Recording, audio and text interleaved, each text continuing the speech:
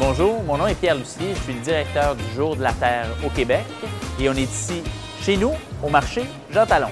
Donc, on est ici parce que ça foisonne de biodiversité. L'abeille qui va polliniser la fleur, qui nous donne le fruit. Tous ces gens qui travaillent au marché vivent de la biodiversité. Le Jour de la Terre a décidé de faire des capsules vidéo, entre autres parce qu'en 2010, c'est l'année internationale de la biodiversité. Qu'est-ce que c'est la biodiversité? Qu'est-ce que ça nous apporte?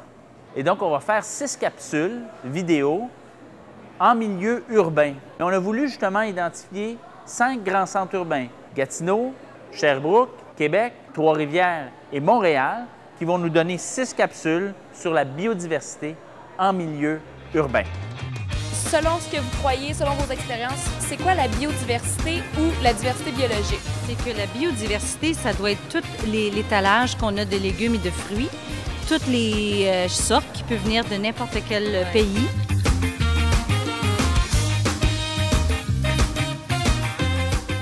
C'est la variété, la diversité animale, la flore sur la planète. Je sais pas, c'est les aliments biologiques.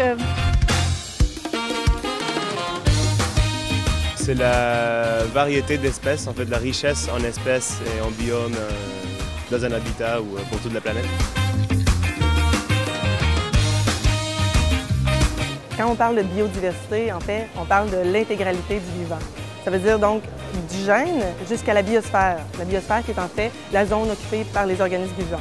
Donc la biodiversité touche la faune, la flore évidemment, mais on va aussi jusque dans les champignons, les insectes, le microbien.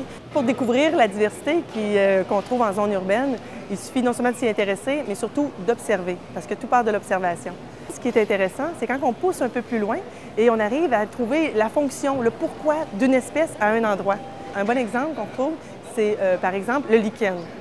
Personne n'observe les lichens et pourtant ils sont là sur les arbres. Ce qu'on a observé, c'est que les lichens supportent très mal la pollution. Donc les zones où on observe des lichens sur les arbres, c'est en fait des zones où la pollution est très faible. Et c'est ça qui est intéressant en zone urbaine, parce que les espèces, la biodiversité en fait, peut nous informer beaucoup sur le passé et le présent. L'humain est aussi un producteur, un générateur de biodiversité par les semences qu'il cultive, les animaux qu'il reproduit. Et ça, c'est bien. C'est un pouvoir remarquable. En même temps, ça illustre bien toute la responsabilité qui revient à l'homme, puisqu'il est capable du pire, mais comme du mieux.